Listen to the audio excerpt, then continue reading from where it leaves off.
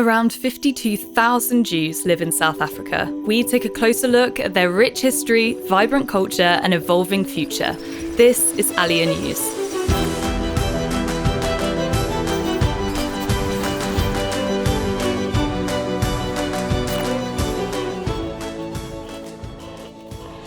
With roots stretching back as early as the 19th century, the South African Jewish community has played a remarkable role in shaping modern-day Israel.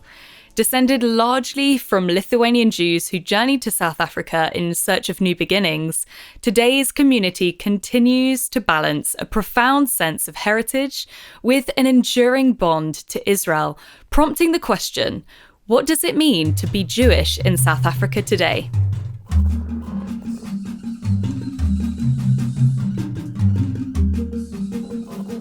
The continent of Africa played a significant role for the Jewish people, tracking back to their initial growth into a nation. According to the book of Genesis, around 70 people in Jacob's family went down to Egypt, but after their time in slavery and the incredible exodus that followed, the Israelites numbered 600,000 men, plus women and children, totaling an estimated 2 to 3 million people. Over the centuries, Jews settled throughout the continent and arrived in the now state of South Africa from as early as the 1800s. Small numbers of Jewish individuals arrived among large groups of British immigrants known as the settlers in 1820. It was not for a further 21 years that the community was large enough to hold the first religious service. This happened at the eve of Yom Kippur when 17 Jewish men came together in Cape Town. Here began the establishment of the first congregation, known to become the Cape Town Hebrew Congregation, which still exists today. Most of the early Jewish immigrants came from Great Britain and Germany, and with time travelled beyond Cape Town, settling in Port Elizabeth, Graaff-Reinet, Grahamstown, and Kimberley. Jewish contribution to society was great, with many significant contributors in fields such as economics and South Africa's vast growing diamond industry. Early on in the 1880s, the Jewish community numbered around 4,000, but this was soon to explode with the arrival of Eastern European Jewish immigration, primarily from Lithuania, with smaller numbers arriving from Poland, Latvia, and Belarus throughout the late 1800s and early 1900s. Much of this immigration was driven by pogroms and economic hardship in the Russian Empire. At a similar time, Theodor Herzl gathered 200 delegates in Basel, Switzerland, in what became known as the First Zionist Congress. This 3-day program outlined aspirations to guarantee a homeland for the Jewish people in Palestine. Just 1 year later, the South African Zionist Federation was founded in 1898, representing the staunchly Zionist attitudes of the Jewish community in South Africa. The Jewish community grew, developing a number of synagogues and collective identity. However, at the approach of the 1930s, citizens throughout the region fostered hostile attitudes towards Jews, often seeing them as aliens. This set the backdrop for the South African government to impose an immigration quota, which targeted countries such as Lithuania, where a large number of immigrants were Jewish. And in 1937, the Aliens Act was brought in with the aim of maintaining the country's racial composition, therefore restricting further Jewish immigration. On the eve of World War II, the Jewish population had reached over 100,000, and the community had developed a number of establishments, such as the South African Zionist Federation, the South African Jewish Board of Deputies, Federation of Synagogues, Union of Jewish Women, and South African Board of Jewish Education.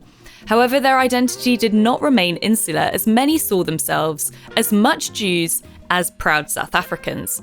So much so that 1 out of 10 members of the Jewish community served in the Union Defence Force during the Second World War. Many community members had family all across Europe, and as they heard of the rise of Nazism, motivated by a compulsion to assist the liberation of Jews from Nazi-controlled Europe, over 800 members of the Jewish community travelled independently to Israel to help fight the War of Independence in 1948. As Arab countries declared war on the State of Israel almost immediately, those who had experience from volunteering during World War II as doctors, nurses, combat soldiers, and pilots became invaluable assets for the newly formed Israeli army. For those who chose to volunteer, they made arduous journeys through hostile nations over the course of 4 to 5 days, often travelling under disguise as Gentiles, but motivated by a dream of seeing and contributing to the fulfillment of a 2,000-year-long hope of seeing the Jewish people restored to their ancestral home. These volunteers were known as Machal, and South Africans made up 1 out of every 4 volunteers, despite the community's relatively small size. Israel's first radar unit was built almost exclusively by South Africans. Support for Israel didn't stop there. The South African community has funded numerous projects and helped to form Israel today. Notably, South African Jews raised £2 million to build the city of Ashkelon from scratch, developing roads, railway lines and stations, bus routes, schools, medical clinics and community services. In 1969, they also funded the renovation of Jerusalem's old city Jaffa Gate. In fact, per capita, they ranked amongst Israel's most generous donors. Today, Johannesburg is home to 2/3 of the South African Jewish community, with around 3/4 of the youth having attended Jewish day schools.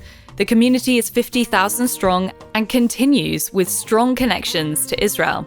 Since the establishment of the State of Israel, over 25,000 South African Jews have made Aliyah, bringing skills that have shaped Israeli society.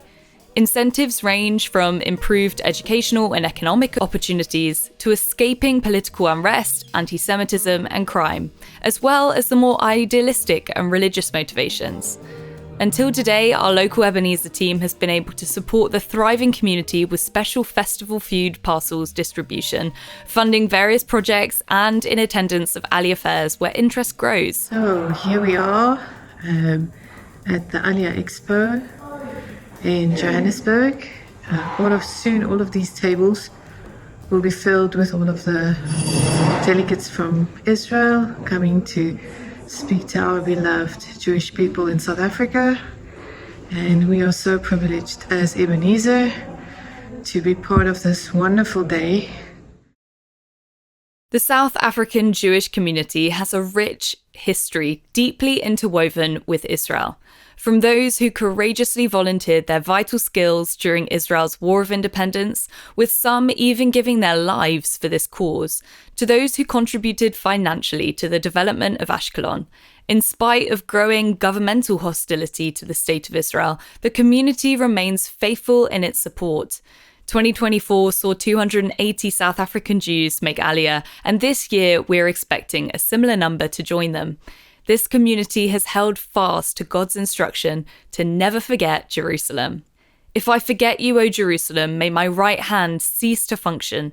May my tongue cling to the roof of my mouth if I do not remember you, if I do not exalt Jerusalem as my greatest joy. Thank you for watching, and don't forget to subscribe to the Ebenezer Operation Exodus YouTube channel and hit the notification bell. See you next time.